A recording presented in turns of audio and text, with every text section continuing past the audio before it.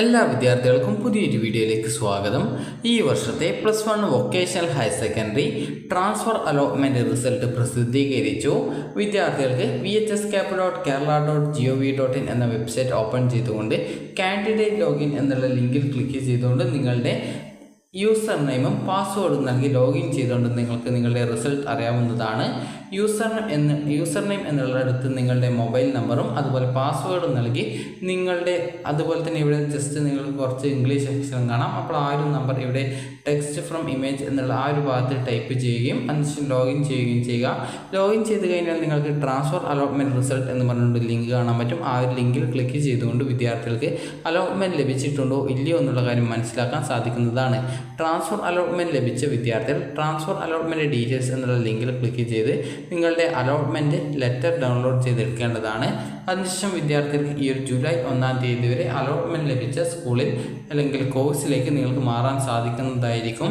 അപ്പോൾ വിദ്യാർത്ഥികൾക്ക് വേണ്ടിയിട്ടുള്ള ഈ ഒരു ട്രാൻസ്ഫർ അലോട്ട്മെൻറ്റ് നിർദ്ദേശങ്ങൾ വന്നിട്ടുണ്ട്. അതായത് ജൂലൈ 1-ാം തീയതി ഉച്ചയ്ക്ക് 2 മണിക്ക് മുമ്പായിട്ട് അലോട്ട്മെൻറ്റ് ലഭിച്ച സ്കൂളിൽ അല്ലെങ്കിൽ കോഴ്സിലേക്ക് നിങ്ങൾ സ്ഥിര പ്രവേശനം നേടേണ്ടതാണ്. അപ്പോൾ ട്രാൻസ്ഫർ അലോട്ട്മെൻറ്റ് ലഭിച്ച വിദ്യാർത്ഥികൾ ശ്രദ്ധിക്കേണ്ട പ്രധാനപ്പെട്ട കാര്യം, നിങ്ങൾക്ക് വേണ്ടിയിട്ടുള്ള നിർദ്ദേശങ്ങൾ ഇതിലുണ്ടോ എന്നുള്ളത് ജസ്റ്റ് നമുക്ക് നോക്കാം. നിർദ്ദേശങ്ങൾ വന്നിട്ടുണ്ട്. അതായത് ഹയർ സെക്കൻഡറി വൊക്കേഷണൽ 1-ാം വർഷ ഹയർ സെക്കൻഡറി ട്രാൻസ്ഫർ അലോട്ട്മെൻറ്റ് പ്രസിദ്ധീകരിച്ചു. വിദ്യാർത്ഥികൾക്ക് നിങ്ങളുടെ യൂസർ ID ആയിട്ടുള്ള ഫോൺ നമ്പറും പാസ്വേഡും നൽകി ട്രാൻസ്ഫർ അലോട്ട്മെൻറ്റ് പരിശോധിക്കാം. ട്രാൻസ്ഫർ അലോട്ട്മെൻറ്റ് ലഭിച്ച വിദ്യാർത്ഥികൾ പുതുതായിട്ട് അലോട്ട്മെൻറ്റ് ലഭിച്ച സ്കൂളിൽ അല്ലെങ്കിൽ കോഴ്സിലേക്ക് ജൂലൈ 1-ാം തീയതി ഉച്ചയ്ക്ക് 2 മണിക്ക് മുമ്പായിട്ട് പെർമനൻറ്റ് അഡ്മിഷനാണ് നേടേണ്ടത്. അല്ലാത്ത പക്ഷം അത്തരം വിദ്യാർത്ഥികളുടെ അഡ്മിഷൻ റദ്ദാവുന്നതായിരിക്കും. അതുകൊണ്ട് തന്നെ നിലവിലെ സ്കൂളിൽ തന്നെ കോഴ്സ് മാറ്റമാണ് ലഭിച്ചതെങ്കിൽ നിലവിൽ പ്രവേശനം ലഭിച്ച സ്കൂളിൽ തന്നെ മറ്റൊരു കോഴ്സിലേക്ക് മാറ്റം ലഭിച്ച വിദ്യാർത്ഥികൾ പ്രസ്തുത കോഴ്സ് മാറ്റത്തിൻ്റെ ഫലമായി അടയ്ക്കേണ്ട ഫീസ് മാത്രം അടച്ചാൽ മതിയാകും.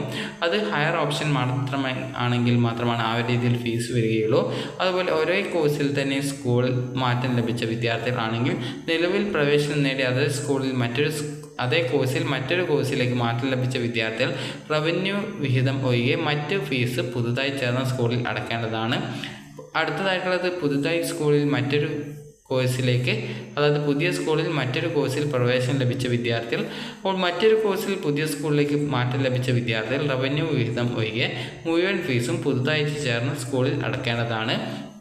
അപ്പോൾ വിദ്യാർത്ഥികൾക്ക് ഈ ഒരു വീഡിയോ ഉപകാരപ്രദമായിട്ടുണ്ടെങ്കിൽ ലൈക്ക് ചെയ്യുക, ഷെയർ ചെയ്യുക. Thank you for watching.